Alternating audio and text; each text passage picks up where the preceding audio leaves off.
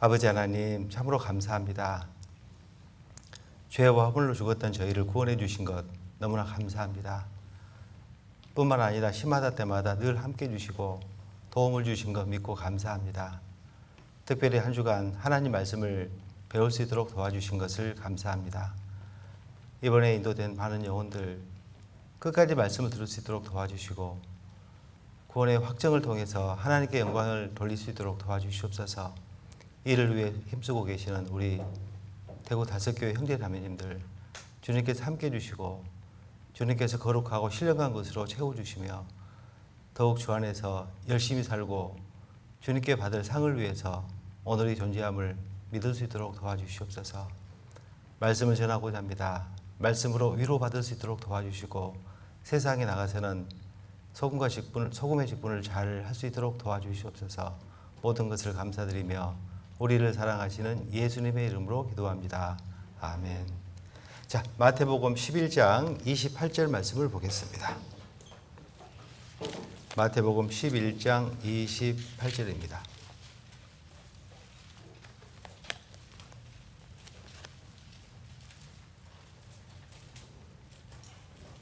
마태복음 11장 28절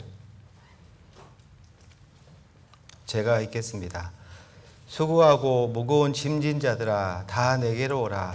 내가 너희를 쉬게 하리라. 오늘 제가 어떤 말씀을 드려야 될까 제가 특강 부탁을 받고 많은 것을 생각해 봤습니다. 과연 대구에 가서는 어떤 말씀을 전해야 될까? 그래서 오늘은 나를 위로하시는 하나님 이런 주제를 가지고 말씀을 나눌까 합니다. 이번에 참 고생 많이 하셨죠? 난데없는 코로나 때문에 대구가 들썩거렸고 또 많은 우리나라 사람들은 대구 사람들을 멀리하기도 하고 그런 또 일이 있었고 거기 한 중심에 있었던 여러분들은 마음고생도 심했을 것이고 몸과 모든 것이 피곤했을 것이라고 생각했습니다. 그래서 우리가 위로받을 것이 무엇인가에 대해서 생각해보는 그런 시간을 갖도록 하겠습니다. 제가 이 말씀은 구원받기 전에도 수없이 들었습니다. 장로교 다닐 때 이 말씀 주제가 굉장히 많았거든요. 수고하고 무거운 짐진 자들아 다 내게로 오라. 수고하고 무거운 짐진 자들은 어떤 사람이냐면 제가 듣기로는 교회에 안 다닌 사람들. 교회에 안 다닌 사람들은 수고하고 무거운 짐진 자들이고 이미 교회에 나온 사람은 다 수고하고 무거운 짐을 던 사람이라고 생각했습니다. 그리고 다 내게로 오라 그랬는데 그 내게가 누구죠? 내게의 나가 누구죠? 예수님이잖아요. 내게로 오면 쉼을 얻으리라 그랬잖아요. 근데 제가 항상 설교 듣기는 그 내게가 누구였냐면 교회당이었습니다. 구원받기 전에는. 그래서 교회당에 오면 수고하고 무거운 짐을 다 드는 것이고 교회당에 안 오면 무거운 짐을 지는 것이고 구원하고 전혀 관계가 없었거든요. 나중에 알고 보니까 그 말씀이 아니더라고요.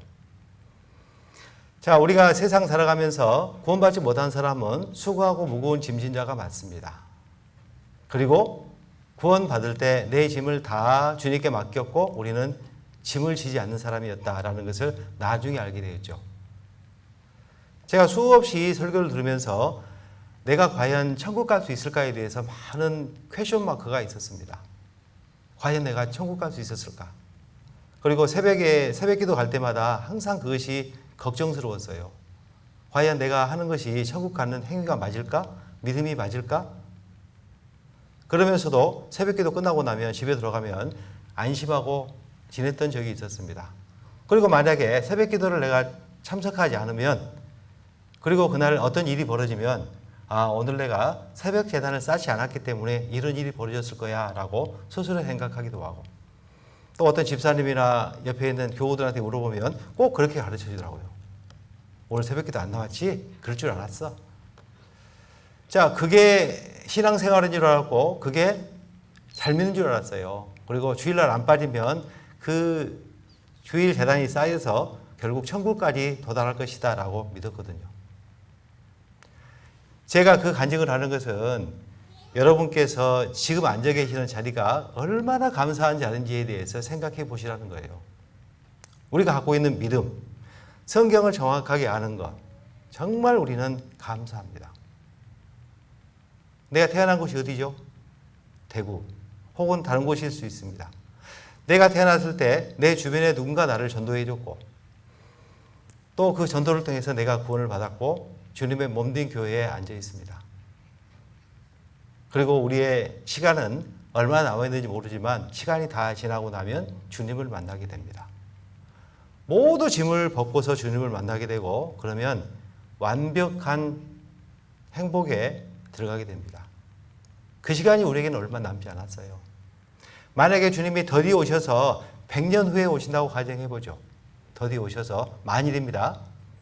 자, 그렇다고 한다 해도 내 시간이 다 지나고 나면 우리는 내 생애 끝나고 나면 주님을 만나게 됩니다. 아무리 길어도 50년 안쪽에는 만나게 된다는 거예요. 감사하지 않습니까?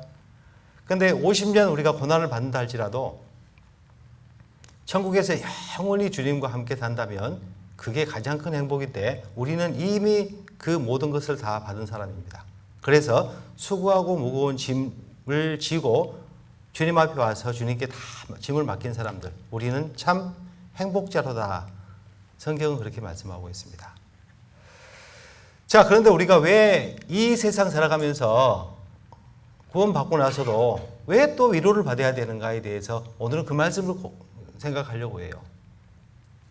이미 구원받았으면 됐지 무슨 또 위로가 필요하냐라고 생각할지 모르지만 이 세상은 완벽한 세상이 아닙니다.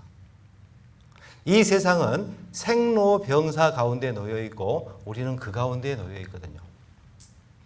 구원받았으면 만사 형통해야 되고 구원받았으면 병도 안 걸려야 되고 구원받았으면 사업도 잘 돼야 되고 돈도 많이 벌어야 될 것 같은데 그렇지 않다는 겁니다.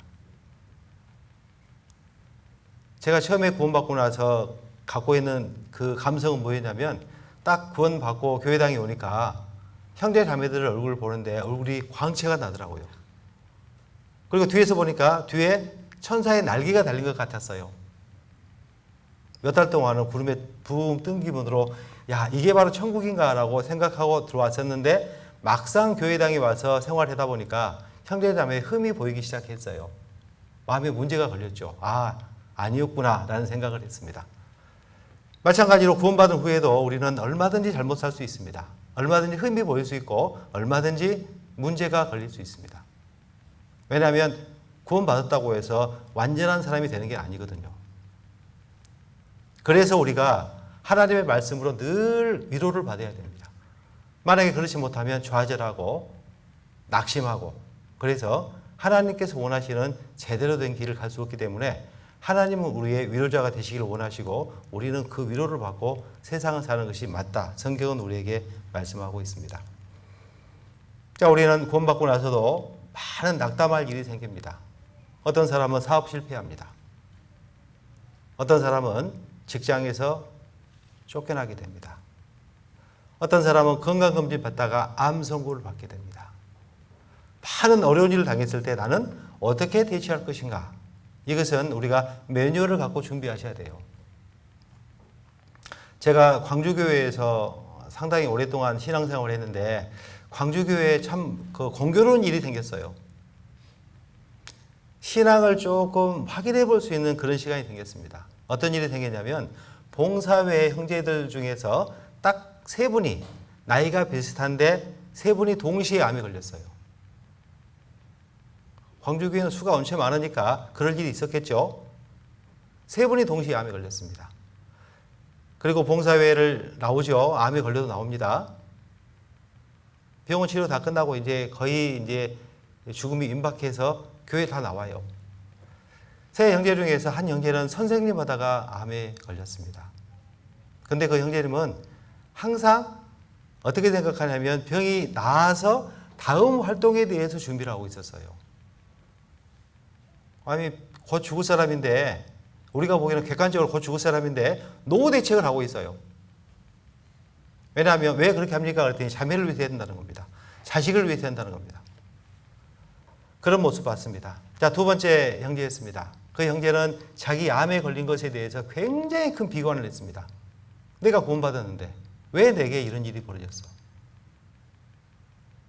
그런데 또 한 형제는 모든 것을 주님께 맡겼습니다. 내게 주신 분도 하나님이시고 취하신 분도 하나님이니까 나는 모든 것을 주님께 맡기겠다. 근데 그 형제님에게는 나이가 저보다 2살 더 드셨는데 그 형제님에게는 막 결혼해가지고 갓난 딸이 하나 있었어요. 그런데 형제님 간증은 항상 이렇습니다. 내 자식도 주님께서 맡아서 길러주겠지. 걱정하지 않습니다. 자, 여러분께서 만약에 그 3명의 암 환자 중에서 문병을 가려면 어떤 분의 문병을 가고 싶습니까? 두 번째 분 문병 가면 괴롭겠죠? 아마 힘과 용기를 얻기 위해서 또 위로를 해주기 위해서는 3번째 형제님께 문병을 가고 싶을 겁니다. 우리도 마찬가지거든요. 우리가 어려운 일을 당하게 되면 이것을 어떻게 극복할 것인가 여기에 대해서 생각해 봐야 됩니다. 저는 저희 자매하고 이런 약속을 했던 적이 있어요. 우리가 그 경험하고 나서 이런 약속을 했습니다. 우리가 은퇴하고 나거든 우리는 도시 살지 말자. 우리 시골 살자. 저희 자매가 먼저 그렇더라고요. 원래 여성분들은 도시 살기 좋아하고 시골 살기 싫어하죠. 그래서 우리는 각오할 게 몇 개 있다. 만약에 우리 가운데 누군가 암이 걸렸다 하면 이 완치율이 50%가 넘지 않으면 절대 수술하지 말기로 하자. 그리고 뇌졸중이라든가 어떤 다른 병이 걸리면 그것은 하나님께서 주신 걸로 생각하고 그냥 겸허히 받아들이자. 그러니까 병원이 가까이 있을 필요 없다는 거죠. 도시에 가까이 산다는 것은 뭐 때문에 그렇습니까? 병원 가까이 살라고. 우리는 그걸 초월하자 해서 시골에 살기로 결정을 하고 이미 시골에다 땅을 사놨습니다. 근데 왜 제가 이런 말을 하느냐면요. 구원받은 그리스도인은 어떤 재난에 대해서 매뉴얼을 가지셔야 돼요. 안 가지시면 그때 되면 방황합니다. 어떻게 살아야 될까? 왜 내게만 이런 일이, 어찌 이런 일이 하면서 방황하거든요. 이미 매뉴얼을 갖추고 살면 그런 일이 닥쳐도 별로 괴롭지 않아요. 저는 그렇게 생각합니다. 틀림없이 그럴 거라고. 제가 아는 형제님은 교통사고 당했습니다. 탁 쳤는데 뇌를 다쳤어요. 그리고 병원에서 깨어나지 못합니다. 근데 병원 의사가 그래요. 병원 의사는 믿지 않는 사람인데 이런 얘기 했다고 그래요. 내가 육체를 빠져나간 후에 하나님을 보리라. 그 말을 계속해서 반복해서 하더라고요.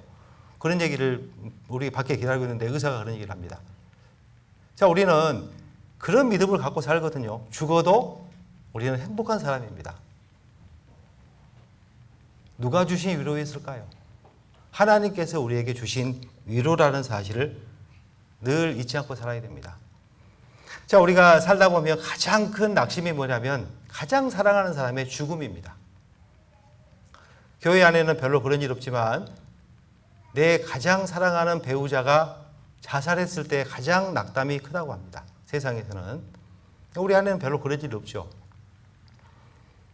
자, 그럴 때는 우리가 누구를 위로 삼고 살아야 되나? 어떤 위로를 받고 살아야 되나? 누가 위로해줘야 가장 큰 위로가 되는가를 생각해보고 그렇게 살아야 됩니다. 어려운 일을 당할 때는 하나님의 진정한 위로가 우리에게는 필요한 이유입니다. 왜 우리에게 그런 어려움을 주시냐면 모든 것을 하나님만 의뢰하게 하려 함이라. 고린도후서 1장에 그렇게 말씀하고 있습니다. 한번 찾아볼까요? 고린도후서 1장입니다.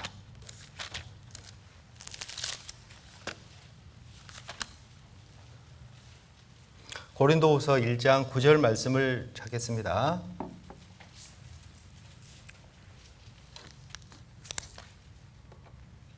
고린도후서 1장 9절. 우리 마음에 사형 선고를 받은 줄 알았으니 이는 우리로 자기를 의뢰하지 말고 오직 죽은 자를 다시 살리시는 하나님만 의뢰하게 하심이라. 여기 보면 하나님하고 만이라고 기록됐습니다. 하나님 을이 아니죠. 만약에 하나님 을이라고 기록됐으면 하나님도 의뢰하고 내 자신도 의뢰하고 지혜도 의뢰하고 친구도 의뢰하고 그래야 되는데 여기 말씀에 보면 하나님만, 오로지 하나님만 의뢰하라 라고 말씀하고 있습니다. 저는 이 성경에 만에다가 동그라미 쳐놨어요. 왜냐하면 항상 읽을 때마다 그것을 강조해서 생각합니다. 하나님만 의뢰하게 하심이라. 우리 마음에 사형 선고를 받았으면 어떻게 될까요? 낙담하겠죠. 삶에 희망이 없겠죠. 왜 우리에게 그런 어려움을 주실까? 사람이요, 가장 괴롭고 어려울 때가 뭐냐면 모든 사람이 그런 일 당하면 별로 어렵지 않아요. 왜 그런데 나 혼자만 이럴까? 나에게만 왜 어려운 일이 주어졌을까라고 생각하면 마음이 착 가라앉히죠. 그리고 누군가 원망하고 싶어 합니다. 그런데 그 원망의 대상이 하나님이 되서는 큰일 나는 거죠. 근데 나도 모르는 사이에 그렇게 자꾸 빠져가고 있어요. 자, 우리는 인생을 살다 보면 사형 선고 받을 그 정도는 아니라도 많은 낙담할 일이 생깁니다. 제가 어떤 형제님을 만나봤는데 그 형제님께서는 이러더라고요. 자기 신체 일부가 잘려나갔습니다. 그러고 나니까 어떻게 생각해요? 평생 없거든요. 손가락 몇 개가. 평생 없어. 시간이 지나고 나면 자라나는 게 아니잖아요. 평생 없는 겁니다. 남 보기에 창피하고 항상 집어넣고 살죠. 그런데 모두 다 손가락이 없는 게 아니잖아요. 자기만 없는 거잖아요. 왜 나에게만 이런 시련이 있을까? 그리고 이 성경을 찾아보면서 서로 위로를 삼았던 적이 있습니다. 자, 손가락 없다고 해서 사형 선고 받은 거 아니잖아요. 이 성경 보세요 라고 교제하면서 서로 웃으면서 헤어졌던 적이 있어요. 이 말씀은 우리에게 굉장히 큰 위로가 됩니다. 마태복음 11장 28절 본문 말씀에 보면 수고하고 무거운 짐진 자들아 다 내게로 오라. 다입니다. 다.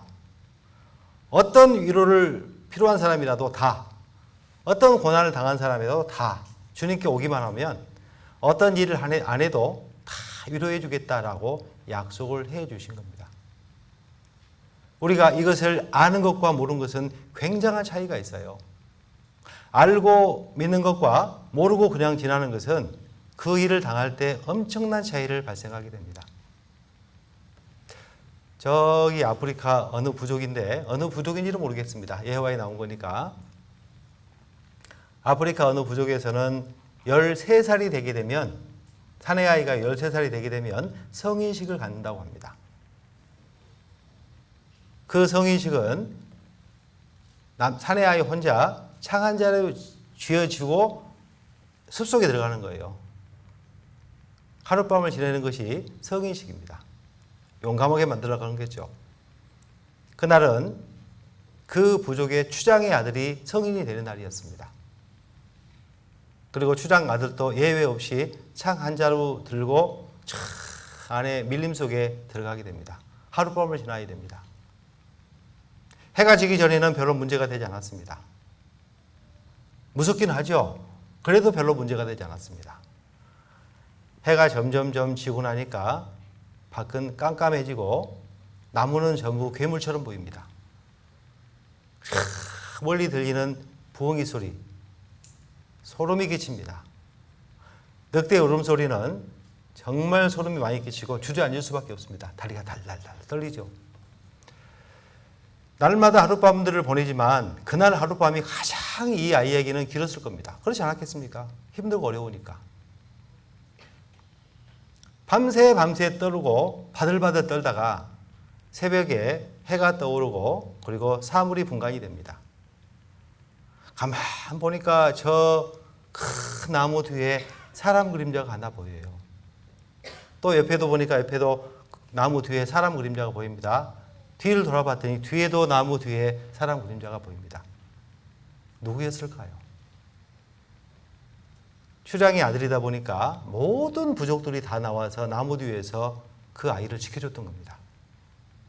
누구만 몰랐어요? 자기만 몰랐어요. 자기만. 만약에 알았으면 떨 일도 없겠죠. 다리 펴고 푹 쉬겠죠. 문제는 뭐냐면 자기만 몰랐다는 거예요. 우리가 그럴 수 있습니다. 하나님께서 정말 많은 것으로 많은 부분을 지켜주고 계시는데 내가 몰라서 의지 못한다면 누구만 손해예요? 나만 달달달 떨고 사는 겁니다. 그렇다면 그 아이가 나무 뒤를 쳐다봤을 때 어른들이 있었을까요? 원래부터 있었을까요? 원래부터 있었어. 하나님은 원래부터 구원받고 난 후에 우리와 동행 하십니다. 원래 함께 하시거든요. 왜 내가 실감하지 못하죠? 말씀을 믿지 못하기 때문에, 의뢰하지 못하기 때문에, 성경을 잘 모르기 때문에. 하나님을 잘 모르기 때문에, 하나님의 사랑을 잘 모르기 때문에. 그 말이 맞습니다. 하나님은 우리와 함께 하십니다. 그리고 늘 도와주시기를 원하십니다. 내가 그걸 알면 무조건 의뢰하게 되는 거죠. 그런데 그걸 모르면 내 지혜로, 내 힘으로, 혹은 내 옆에 능력 있는 사람을 찾아가거나, 우리는 외로운 사람들이 아니에요. 하나님께서 함께 하신다고 약속을 해 주셨기 때문이죠. 마태복음 28장입니다. 마태복음 28장 19절, 20절 말씀을 보겠습니다.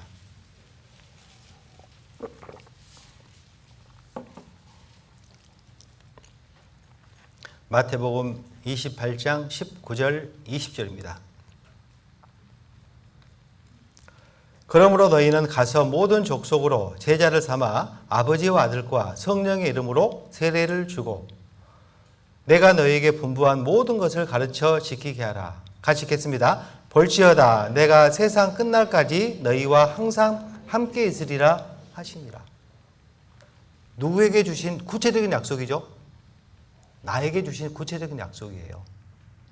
언제까지? 세상 끝날까지. 내가 하나님을 만나는 그날까지입니다.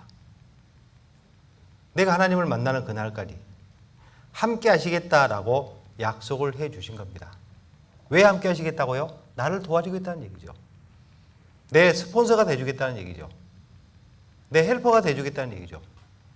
나의 모든 것을 책임져 주겠다는 얘기죠.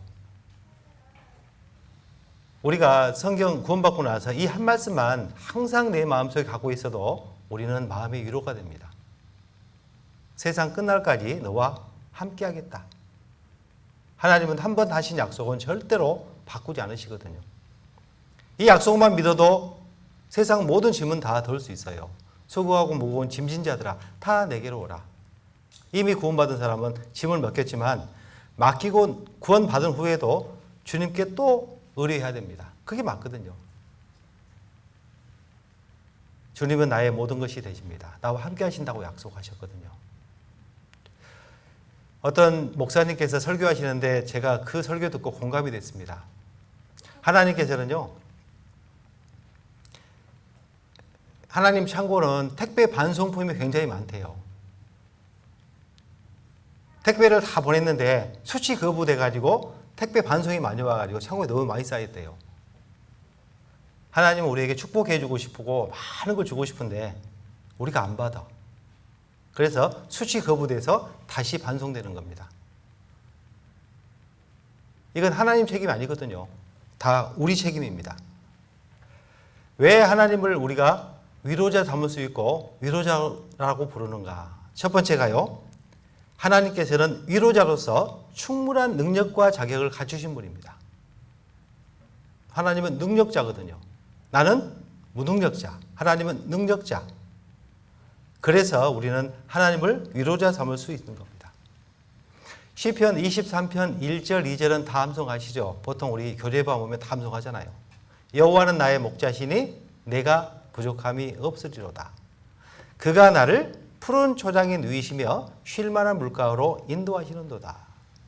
여호와는 나의 목자시니, 내가 구원받고 나서 하나님을 목자 삼으면 양으로서 따라다니는데 별로 불편함 없습니다. 구원받고 나서도 하나님이 목자가 되셔야지, 하나님이 목자가 있는데 양이 목자를 떠나버리면 그 양은 늘 위험하고 외롭고 괴롭고 그리고 배가 고픕니다. 여호와는 나의 목자시니, 이 말씀은 다윗의 고백이지만 내 고백이어야 됩니다. 하나님은 나의 목자가 되셔야 되거든요. 여호와는 나의 목자시니. 우리가 성경을 늘 읽으면서 다윗은 하나님을 목자 삼았구나 라고 생각하고 끝나면 성경은 내게 유익이 되지 않습니다. 다윗은 하나님을 목자 삼고 나서 얼마나 행복한 시절을 보냈을까를 생각해 보면 나도 행복의 대열에 들어가야 되겠다라고 생각하는 것이 우리가 성경을 배워야 되는 목적이잖아요. 같이 위로를 받을 수 있는 것. 여호와는 나의 목자시니 내가 부족함이 많으리로다. 아니죠. 부족함이 없으리로다. 그가 나를 푸른 초장에 누이시며 쉴 만한 물가로 인도하시는도다. 목자의 책임은요, 양을 안전한 곳에 데리고 가는 겁니다. 그리고 많은 푸른 초장에 가는 것이 목자의 책임입니다. 양이 목자를 떠나버리면 그 혜택을 받을 수가 없는 겁니다. 다윗의 직업이 뭐였을까요? 목동이었습니다. 그래서 본인이 생각하기에 본인이 양을 지키지 못했으면 양은 안전하지 못함에 대해서 생각하면서 하나님이 나와 같은 목자가 되고 내가 양이었으면 좋겠다라는 신앙 고백을 해놓은 거예요. 성경에는 많은 부분이 구원받은 성도는 양, 그리고 하나님은 목자, 이런 많은 비유가 되어 있습니다. 목자의 책임은 뭐냐면 안전하게 양을 이끌고 그리고 쉴 만한 곳으로 이끌어주고 배부른 곳으로 인도하는 것이 목자의 책임이고, 양의 책임은 목자를 따라가는 책임이에요. 그래서 우리는 우리의 책임을 다하면 하나님께서 모든 것을 다 책임을 져주시겠다라고 약속을 해 주신 겁니다. 자, 이사야 53장 6절 오늘 말씀 찾을 건데 또 찾아보시죠. 이사야 53장 6절.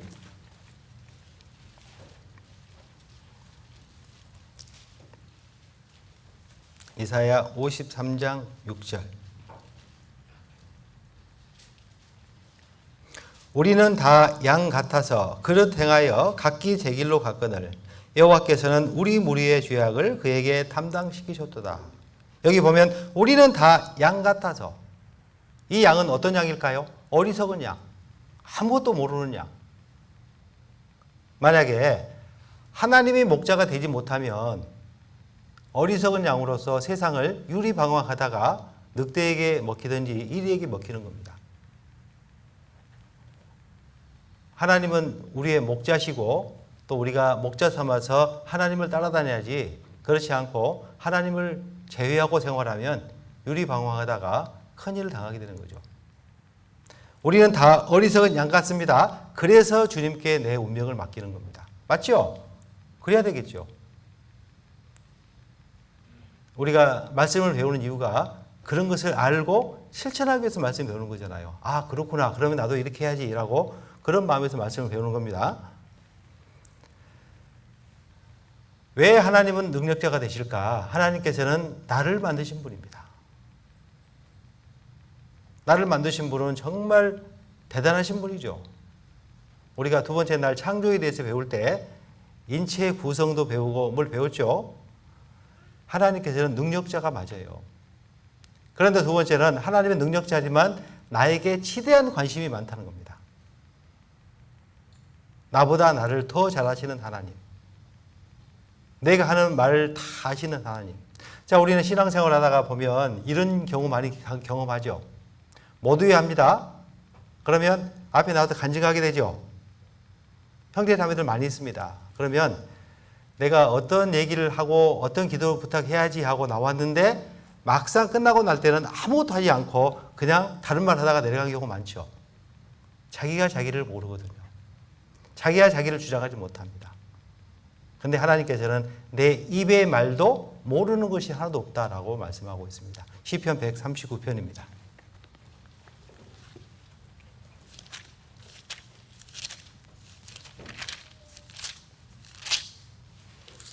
시편 139편 1절입니다.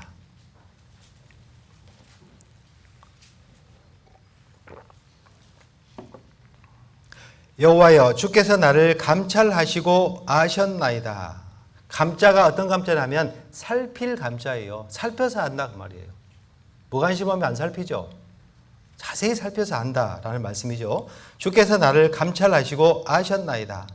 주께서 나의 앉고 일어섬을 아시며 멀리서도 나의 생각을 통촉하시오며 나의 길과 눕는 길을 감찰하시며 나의 모든 행위를 익히 아시오니 여호와여, 내 혀의 말을 알지 못하시는 것이 하나도 없으시니이다. 나는 내 혀의 말을 모르지만 하나님은 내 혀의 말까지 다 아신다라고 말씀하고 계십니다. 2절 후반절에 보면 나의 생각을 통촉하시오며 라고 기록이 되어 있습니다. 통촉이란 말이 무슨 말인지 잘 모르시겠죠? 통촉이 뭐냐면요. 큰 항아리가 있습니다. 큰 항아리가 있는데 안에가 안 보이잖아요. 들여다봐도. 근데 거기다가 촛불을 탁 켜놓으면 아래가 훤히 보이죠. 그렇듯이 내 모든 것을 밝히 아시는 분에 대해서 말씀하고 있습니다. 하나님은 나를 잘 아십니다.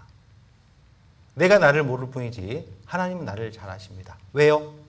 나에게 지대한 관심이 많으시거든요. 내가 앉고 일어섬도 아시고 어떤 생각 갖고 사는지, 무엇을 향해 사는지, 어떤 것을 가장 좋아하고 어떤 것을 가장 싫어하는지 모든 것을 아십니다. 마태복음 10장 30절 31절에 보면 너희에게는 머리털까지 다 세신 바 되었나니 너희는 참새보다 귀하지 아니하냐. 하나님께서 할 일 없어서 내 머리털 세고 계십니까? 그 말씀이 아니죠. 나에게 지독히 관심이 많다는 겁니다. 왜? 나에게 관심이 많을까요? 나를 사랑하시기 때문에. 우리는 간혹 이제 하나님과 대화를 합니다. 대화의 방법이 기도잖아요. 기도. 여러분, 기도하기 쉬워요, 어려워요?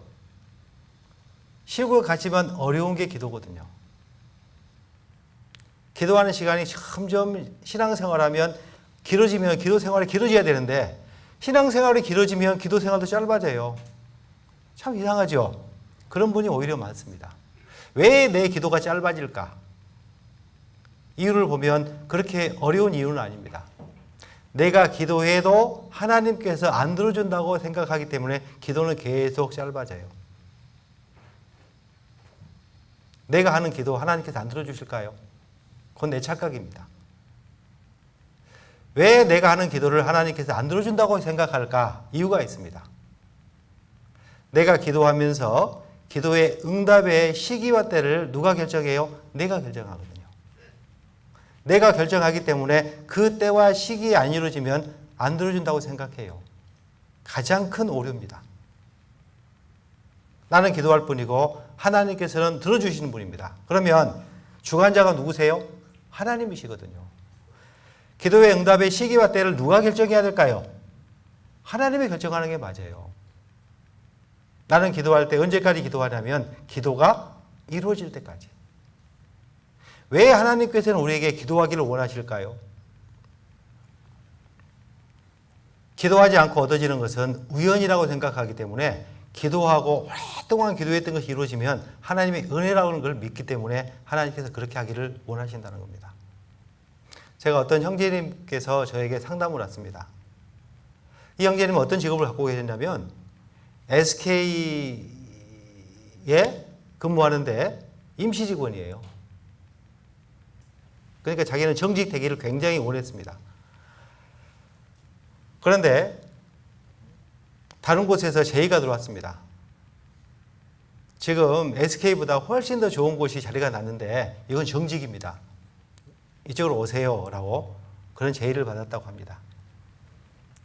그래서 가려고 생각하다 보니까 목사님께 상담하고 가야지 라고 해서 저에게 왔습니다. 제가 물어봤습니다. 형제님께서는 그 일을 위해서 열심히 기도했습니까? 아니면 그냥 얻어진 겁니까? 그랬더니 두 번째예요. 자기는 그 일에 대해서 한 번도 기도해 본 적도 없고 기대해 본 적도 없답니다. 기도도 안 했고 기대도 안 했고. 그래서 그것은 하나님께서 주신 게 아닙니다. 안 가신 게 좋습니다. 안 갔습니다.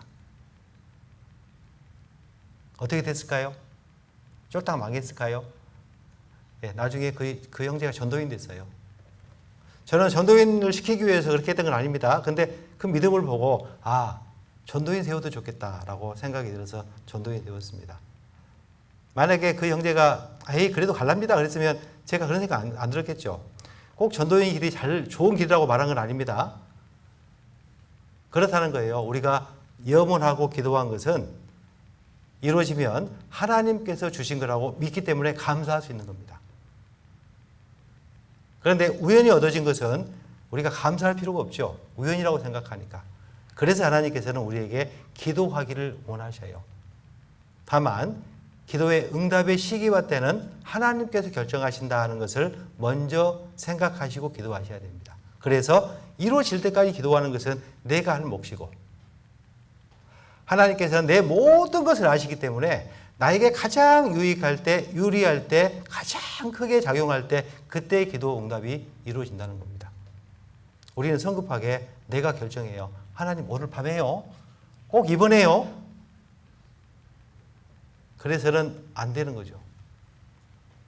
그래서 그런 오류 때문에 기도하기가 상당히 어렵다고 생각하고 내 기도는 안 들어준다고 생각해요. 착각입니다. 내 앉고 일어섬을 아시고 머리끝까지 세시는 아주 나에게 관심이 많은 분이 왜 내 기도를 안 들어주겠습니까? 모든 기도는 들어줍니다. 제가 말씀드린 건 모든 기도입니다. 모든 기도는 들어주되 내게 가장 유익한 시간에, 가장 적절한 시간에, 적당한 시간에 그 기도가 이루어지도록 해주시는 분은 하나님이고 그게 하나님의 능력이라는 겁니다. 만약에 우리가 대통령과 한 라인이 있다고 가정해보죠. 전화만 딱 통화하면 대통령이 무조건 다 들어주고 이루어줍니다. 썩히시겠습니까? 매일 전화하겠죠. 우리 동네 요새 방범이 안 좋은데 우리 동네 방범 좀 해주세요. 그러면 금방 해주지 않을까요? 자, 우리는 하나님에 대해서 굉장히 시간 사용을 인색하게 사용합니다. 왜 인색하게 사용해요? 하나님을 잘 모르기 때문에, 내게 관심이 없다고 생각하기 때문에, 내가 하나님과 멀리 있다고 생각하기 때문에 하나님에 대해서 별로 시간을 할애하는 것을 인색하게 생각합니다. 적어도 여기 계신 분들은 아니죠.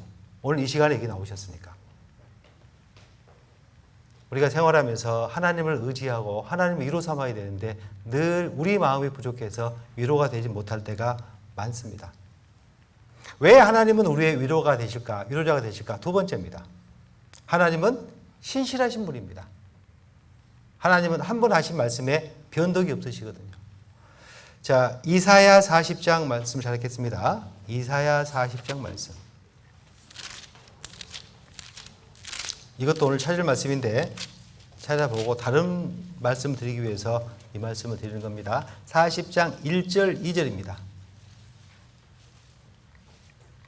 40장 1절 2절. 너희 하나님이 가라사대 너희는 위로하라. 내 백성을 위로하라. 너희는 정다이 예루살렘에 말하며 그것 내게 외쳐 구하라. 그 복역의 때가 끝났고 그 죄악의 사함을 입었느니라. 그 모든 죄를 인하여 여호와의 손에서 배나 받았느니라 할지니라. 오늘 저녁에 우리가 광주에서 들을 말씀은 2절 말씀이고 지금 이 시간에는 1절 말씀을 드리고 싶어요. 2절은 구원에 대해서 말씀하는 거고 1절은 뭐예요? 너희가 구원받았으니까 위로하라 위로하라 그렇게 말씀하고 있습니다. 너희 하나님이 가라사대 너희는 위로하라 내 백성을 위로하라. 거꾸로 생각해 보면 이 말씀으로 늘 우리가 위로를 받는다는 말이에요.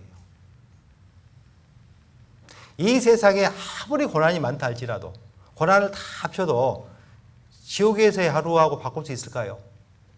바꿔서 말해 보겠습니다. 이 세상에 아무리 즐거운 것이 많이 있다 할지라도 천국에서의 하루와 바꿀 수 있을까요? 그럴 수 없습니다. 우리는 이 세상에서 비록 고난을 받고 살고 있지만 천국 갈 사람이니까 그 사실은 절대 변치 않으니까 그것으로 말미암아 마음의 위로를 삼으라 라고 말씀하고 있는 겁니다. 그 말씀으로 말미암아 마음의 위로를 삼는 자는 마음이 늘 평강합니다. 제가 살던 전주에 자매님이 한 분 계셨는데 자매님이 굉장히 부자세요. 부자. 저는 부자가 아니라서 부자가 뭔지를 잘 몰랐습니다. 그래서 부자의 개념을 몰랐는데 그 자매님께 제가 부자의 개념을 물어봤습니다. 자매님 부자가 어떤 게 부자예요? 그랬더니 자기 경험을 얘기합니다. 내가 서울에 있는 유명 백화점에 갔는데 동그라미가 한 개 더 있어도 비싸다고 생각이 안 들더라. 그리고 그걸 구입하는데 전혀 부담스럽지 않더라. 이게 부자입니다. 실감 안 하시네요. 부자입니다. 그래. 우리가 생각하는 것보다 10배가 비싸다고 생각하지 않는 것이 부자예요. 그런데 그것은 세상에서 주어진 것이고 조금 지나면 아무것도 쓸모없는 것이 됩니다. 우리는 세상에서 진짜 부자입니다. 왜요? 천국에 상속권을 가지고 있습니다. 지금은 안 부자일지 모르지만 장래 부자는 지금도 부자죠. 어떤 사람이 복권이 당첨이 됐습니다. 그 복권의 당첨액이 100억이에요. 아직 안 차렸습니다. 안 차렸지만 100억의 당첨금을 갖고 있는 복권 주인은 부자입니까? 안 부자입니까? 부자 맞죠? 여러분 부자예요. 100억보다 훨씬 더 큰 복권을 맞은 부자입니다. 그러면 이 세상에서 인색하게 살 필요 있을까요? 없어. 자기 재산이 100억 넘은 사람이 주머니에다가 100만 원 넣고 다니다가 잃어버렸다고 해서 슬픕니까? 아무것도 아니야. 자기 전 재산이 100만 원인 사람이 100만 원 잃어버리면 화가 나지, 자기 재산이 100억인데 100만 원 잃었다고 무슨 화가 납니까? 괜찮은 거예요. 우리는 천국을 상속권으로 받은 사람입니다. 우리가 이 세상에서 다소 어려운 경험을 겪은다 할지라도 그거는 아무것도 아니라는 거예요. 조금 있으면 천국 가는 거니까. 그래서 하나님께서 말씀하십니다. 너희는 위로하라, 내 백성을 위로하라. 우리는 이 말씀으로도 위로를 받을 수 있습니다. 하나님께서는 우리의 위로자시거든요. 하나님은 늘 신실하십니다. 신실하시다는 말은 한 번 하신 약속에 대해서는 절대 바꾸시는 법이 없으니까 늘 신실하십니다. 사람은 시와 때를 바꿔서 자기 감정 표현을 합니다. 아이가 똑같은 잘못을 해도 야, 오늘은 네 생일이니까 봐줄게 그러잖아요. 근데 하나님은 안 그러시거든요. 하나님은 하신 약속을 한 번도 바꾸시는 법이 없는 아주 신실하신 분입니다. 그래서 우리는 감사한 겁니다. 자, 찰리 채플린은 어느 나라 사람이죠? 조금 아시는 분은 유태인. 찰리 채플린 국적은 영국입니다. 영국계 유태인이거든요. 찰리 채플린은 1800년대 말에 태어난 사람입니다. 우리보다 1세기를 앞에 산 사람이죠. 죽는 것은 1977년에 죽었으니까 아주 오래 살았습니다. 거의 1세기를 살다 죽었어요. 찰리 채플린이 나와서 영화를 만들 때가 무성영화 시대였습니다. 영화의 시초, 흑백의 무성영화, 말이 없는 그런 영화였습니다. 근데 찰리 채플린이 굉장히 유명세를 탔어요. 왜냐하면 특이한 몸짓 때문이죠.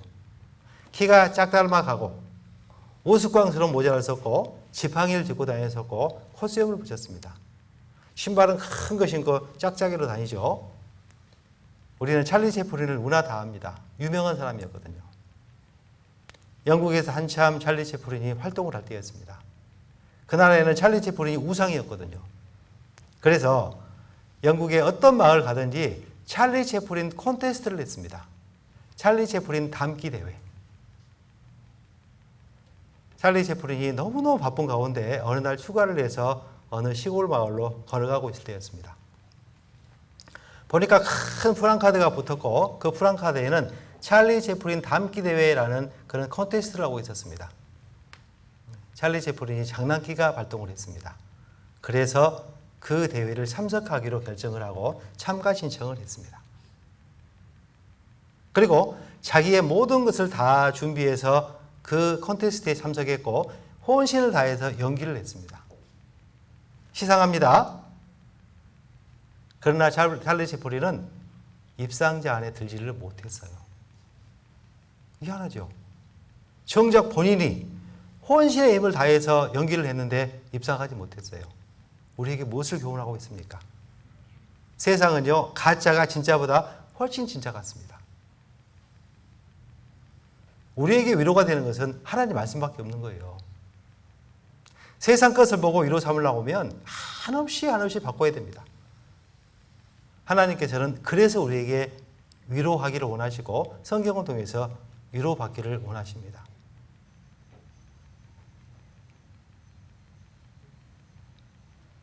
왜 마귀는 코로나를 이 마지막 시대에 우리 시대에 퍼뜨렸을까요? 자, 하나님께서 주관하지 않는 일이 없으니까 이 모든 일도 하나님께서 주관하신 일로 우리는 믿습니다. 그러면 왜 코로나 사태가 지금 우리 시대를 강타하고 있을까? 마지막 시간 얼마 남지 않았으니까 복음 전하지 못하게 하려고 하는 마귀의 고도의 수수였습니다. 제가 그 4일차에 지진 얘기하면서 센다이 얘기했었죠. 저희는 전주 남부교회에 있을 때 센다이를 전도했습니다. 센다이 교회가 별로 복음을 잘 전한 교회가 아니었었거든요.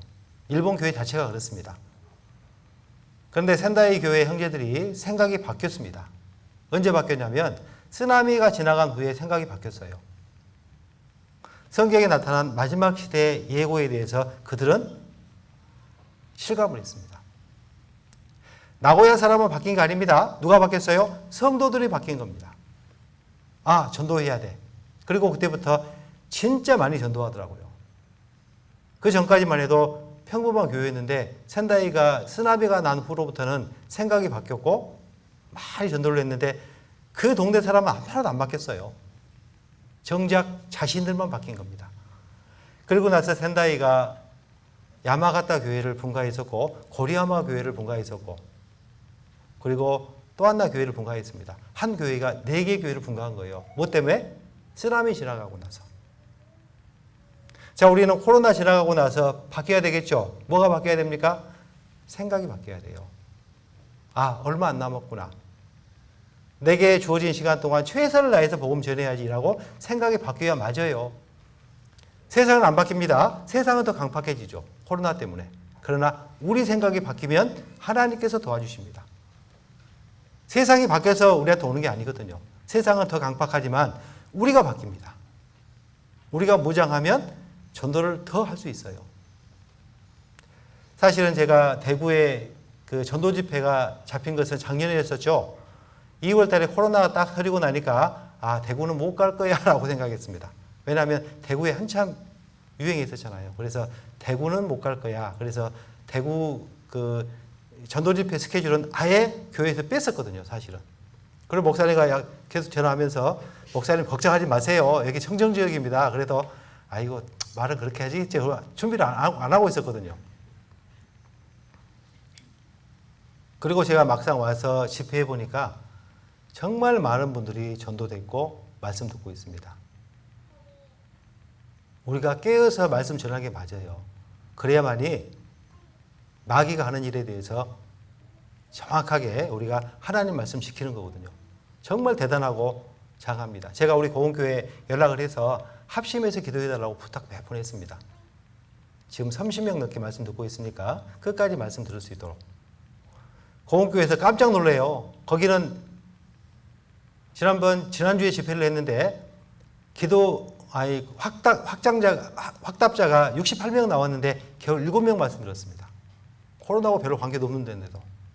근데 이렇게 코로나로 큰 중상을 입었는데도 이렇게 전도하는 거 보니까 우리 교회 식구들이 우리도 반성해야 되겠다라고 그렇게 하는 목소리를 들었습니다. 이런 사태가 닥치게 되면 우리 구원받은 그리스도인이 빨리 정신 차리게 되고 또 깨어나게 됩니다. 그게 하나님께서 우리에게 원하시는 거거든요. 맞죠? 그런 방법으로 우리가 위로받는 거예요. 우리가 언제 가장 큰 위로가 되죠? 구원받지 않는 사람이, 내 가족이 우리 안에 들어왔을 때, 하나님의 자녀가 되었을 때, 하나님의 가족이 되었을 때, 내 가족이 되었을 때, 그때가 우리가 가장 큰 위로가 되는 겁니다. 하나님께서는 그런 위로를 우리에게 주기를 원하신다는 겁니다. 제가 코로나 사태가 딱 터지고 나니까 제 일상의 변화가 있었습니다. 갑자기 설교를 못하게 하잖아요. 처음에 한 주간은 정말 답답했습니다. 시간이 안 가요. 교회가 바쁘게 움직여야 시간이 가는데 시간이 안 갑니다. 2주간 시간이 안 갑니다. 설교를 못하게 합니다. 모이지 못하게 합니다. 아이고 큰일 났다. 어떻게 할꼬. 근데 3주 지나니까 이제 일상이 돼버렸어. 편해요. 설교 안 하고 교제 안 하고 안 나가니까 편해. 점점 그렇게 빠져들더라고요. 저만 그랬을까요? 제가 모임을 갔는데 모임 가는 우리 식구들 다 그래요. 처음에는 긴장감이 들고 그러면 안 된다고 생각했는데 일상에 빠져들어서 이제 말씀 들으러 교회 가는 것이 불편할 정도가 됐더라라고 고백하더라고요. 마귀는 그걸 노린 겁니다. 우리 구원받은 그리스도인도요, 약해요. 얼마나 연약한지 아세요? 신체 건강한 사람이 병원에 갑니다. 환자복 입고 닌게를 꼽으면 그때부터 환자예요.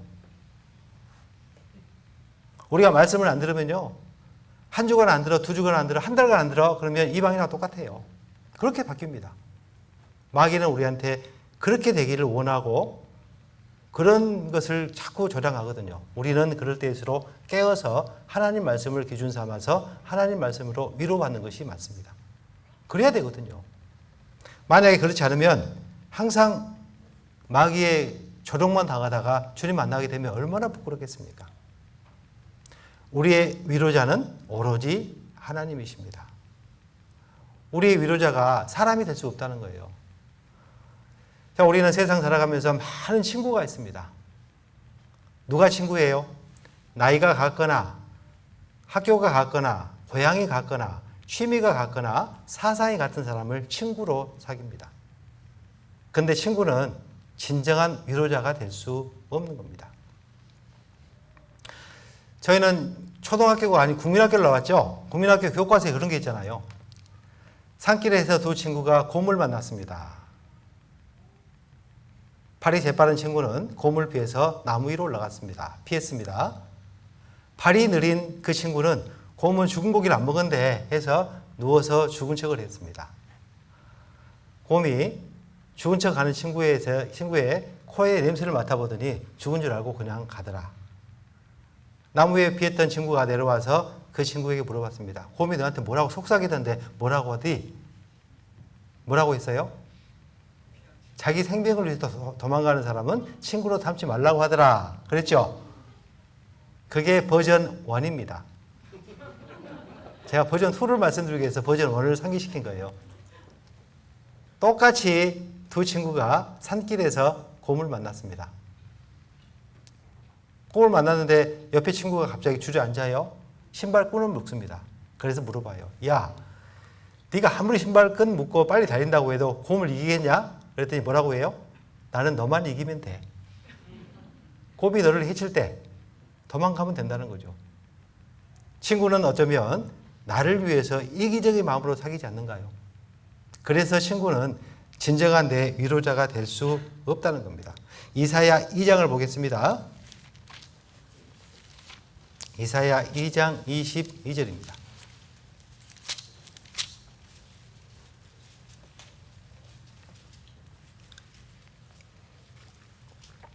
이사야 2장 22절.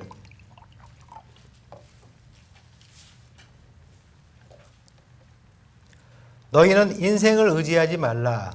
그의 호흡은 코에 있나니 수에 칠 가치가 어디 있느뇨. 참 교훈이 되는 말씀이죠. 인생을 의지하지 말라. 너희는 인생을 의지하지 말라. 누구를 의지하라는 말입니까? 창조주 여호와를 의지하라. 너의 구원자 하나님을 의지하라 그 말이거든요. 인생을 의지하지 말라는 것은 인생보다 더 내 도움자가 되시는 위로자가 계시니까 그를 의지해야지 인생 의지하지 말라 이 말입니다. 근데 우리가 막상 살면서 하나님을 의지하기보다는 인생 의지하는 경우가 훨씬 많아요. 그래서 우리에게 주신 말씀입니다. 너희는 인생을 의지하지 말라. 그의 호흡은 코에 있나니 내가 의지하는 자의 코의 호흡도 하나님께서 주장하는 겁니다. 근데 그 주장자인 하나님께는 관심이 없고 인생을 의지하면 그것은 어리석은 자가 되는 겁니다. 인생을 의지하지 말라. 우리가 욥기서를 보면 욥의 세 친구 이야기가 나옵니다. 욥의 세 친구는 욥을 사랑했죠. 정말 사랑하고 관심이 많았습니다. 욥이 고난을 당했고 욥의 자식이 다 죽고 그 몸에 피부병이 와서 기와로 뜩뜩 긁고 있을 때 그때 욥의 친구들이 왔습니다. 욥의 친구들이 욥을 얼마나 걱정하고 사랑했는지 욥을 보고는 7일 주야로 아무 말도 하지 못했어요. 자, 여러분께서 어떤 친구를 위로하러 갔는데 그 친구의 몰골을 보고 일주일간을 아무 말 않고 지켜봤다. 말이 좀 안 되는 얘기 같죠. 그만큼 욥의 친구들은 욥을 사랑했습니다. 그러나 그 대화를 쭉 보면 욥의 친구의 그 조언은 욥에게 도움이 되지 않았습니다. 왜냐하면 근본을 몰랐던 거죠. 하나님과의 관계를 몰랐던 거죠. 만약에 하나님의 관계를 먼저 생각하고 그 얘기를 해줬으면 욥은 충분히 위로를 받았을 듯합니다. 그런데 하나님과의 어떤 관계에 대해서 잘못 알고 있었던 거예요. 야, 세상에 죄를 짓지 않고서야 어떻게 이런 징계가 있을 수 있느냐.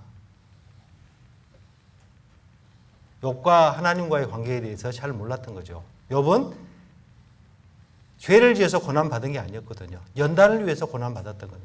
그런데 욥의 친구들은 그걸 잘 몰랐습니다. 그래서 욥은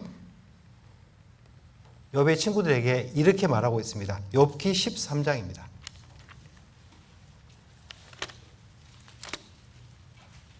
욥기 13장 4절 보겠습니다.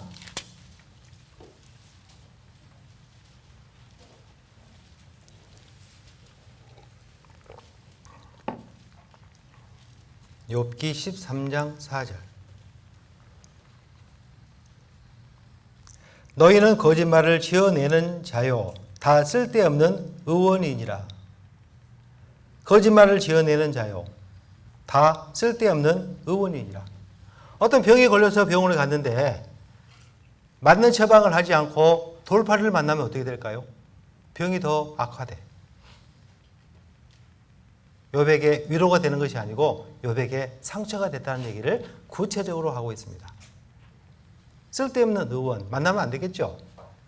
자, 우리가 남을 위로할 때도 정말 하나님과 그 사람 관계를 잘 설정하고 생각해서 위로를 해주는 게 맞지, 그렇지 않고 어떤 원론적인 얘기만 해서는 그 사람에게 위로가 되는 것이 아니고 상처가 되는 경우가 많다는 겁니다. 특히 병원에 입원한 우리 동료들 보면 그렇죠. 형제 자매들이 입원했습니다. 야, 너 한번 돌아봐. 그러잖아요. 꼭 죄를 지어서 병이 걸릴 수도 있지만 그렇지 않는 경우도 있거든요. 그렇게 말하는 것보다 내가 하나님께 함께 기도해 줄게 라고 말하는 편이 훨씬 낫지 않겠습니까? 상황을 잘 모르면. 괜히 건드려서 상처 주는 것보다는 그렇게 위로하는 것이 훨씬 낫다는 겁니다. 하나님은 우리의 위로자가 되시기를 원하십니다. 왜냐하면 하나님께서는 우리의 진정한 위로자가 왜 되셨냐면 이 모든 것을 우리보다 먼저 경험하셨기 때문입니다. 모든 고난을, 인간에게 받아야 될 모든 고난을 먼저 경험하신 분이기 때문에 우리의 진정한 위로자가 되는 겁니다. 히브리서 4장 15절 말씀을 보겠습니다. 히브리서 4장 15절.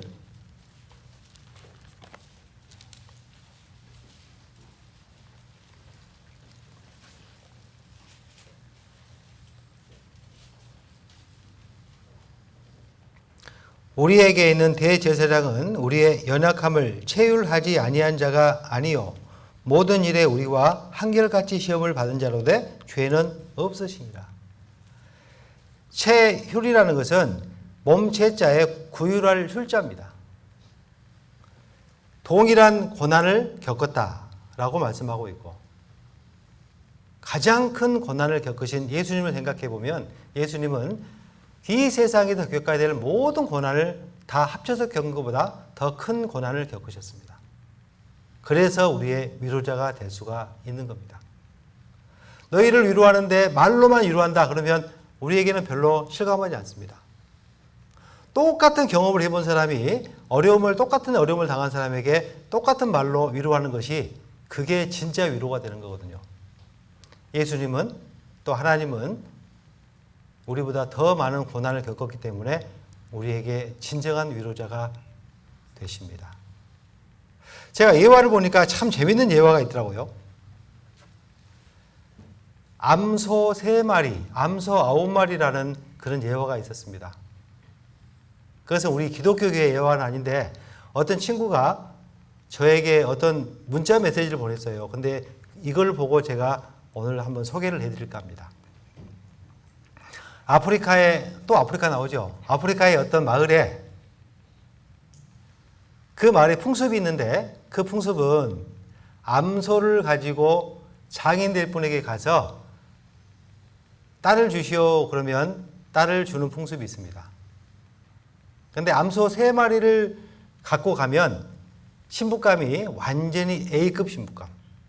그러니까 아주 예쁘고 많이 배우고 A급 신부감을 얻을 때 3마리, 보통의 신부감을 얻을 때는 2마리를 갖고 가면 장인이 승낙을 해줍니다. 처음 본 사람일지라도. 그리고 한 마리를 갖고 가면 그저 그런 처녀가 있을 때는 한 마리만 갖고 와서 청혼하면 그 아버지가 딸을 내주게 되어 있습니다. 그런 풍습이 있는 집에, 그 마을에 어느 날 아주 이상한 소문이 났습니다. 아니, 세상에 어떤 총각이 신부에게 청혼하러 가는데 암소 9마리를 가지고 간대 라는 소문이 났습니다. 누구야 그 처녀가? 그래서 모든 마을 사람이 그 총각 뒤를 쫄쫄쫄 따라갑니다. 이 멋진 여자가 누구야? 세상에 암소 3마리면 최고의 신부감을 얻는데 암소 9마리라니 이게 무슨 말이야? 궁금했습니다. 그런데 암소 9마리를 끄는 총각이 촌장집을 가더니 멈추지 않고 지나갑니다. 또 다음 집에는 아주 마을에서 권세를 잡은 정치가의 집에를 도착했는데 그냥 지나갑니다. 상학가 집도 지나갑니다. 근데 도착한 데는 어디냐면 아주 초라하고 평범한 그런 집이었습니다. 내가 전혀 알고 있는데 암소 1마리짜리인데 다 그런 얘기했습니다.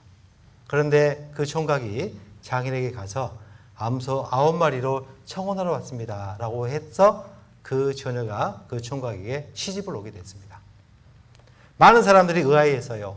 야, 이것은 눈에 씌워도 보통이 아니야. 이건 저 사람이 좀 잘못된 거야 라든지, 또 어떤 사람은 아마 지만 아는 매력이 있겠지라고 생각하기도 하고 많은 생각이 있었습니다.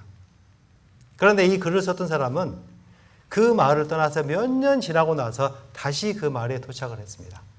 그리고 나서 도착해서 궁금했습니다. 옛날에 암소 9마리를 주고 샀던 그 처녀는 어떻게 됐을까? 그 신부는 어떻게 됐을까에 대해서 궁금했습니다. 그리고 물어봤더니 어떤 집을 지목하는데 그 집은 굉장히 부잣집이 됐어요. 그래서 그 집을 노구해서 들어갑니다. 들어가 봤더니 신부가 바뀌었어요. 딴 사람으로. 그래서 그랬습니다. 그러면 그렇지. 아마 나중에라도 정신 차리고 바꿨을 거야 라고 생각했습니다. 그리고 그 남편에게 가서 그 얘기를 물어보기를 원했습니다. 근데 그 집 부인이 아주 멋진 모습으로 차를 가지고 차를 접대를 해요. 근데 그 부인이 조금 옆에 간 후에 물어봅니다. 옛날 부인 어땠어요? 아까 그 여자가 옛날 부인입니다 라고 말했습니다. 어떻게 바뀌었을까요? 자, 이 여자는요, 암소 9마리를 주고 자기를 데려갔다는 사실에 대해서 알았습니다. 어떻게 했을까요? 내가 암소 9마리짜리가 돼야 되겠다라고 생각하고 그때부터 바뀐 겁니다. 자기 몸가짐도 바뀌고 모든 처신을 다 바꾼 거예요. 우리 남편은 나를 암소 9마리짜리로 인정해줬어라는 그 생각에 계속해서 자기를 갖고 나가는 겁니다. 나중에 오랜만에 봤던 그 사람 이방인은 그 여자가 바뀐 모습을 다른 사람인 줄 알고 착각했는데 완전히 그런 모습으로 바뀐 겁니다. 여러분께서는 암소 몇 마리짜리입니까? 여러분께서는 암소 몇 마리죠? 9마리입니까? 아닙니다. 나는 예수님입니다. 예수님을 주고 나를 산 거거든요. 신앙생활이라는 것은 나를 가꾸는 생활이에요. 내가 그 가치가 있음을 증명하는 시간이거든요. 어떤 사람은 구원받기 전이나 구원받은 후나 똑같아. 그러면 암소 1마리짜리가 결국 암소 1마리짜리밖에 안 되는 거예요. 내 값어치는 예수님입니다. 신앙생활은 내 값어치를 증명하는 시간입니다. 어떻게? 계속해서 나를 연단함으로 말미암아.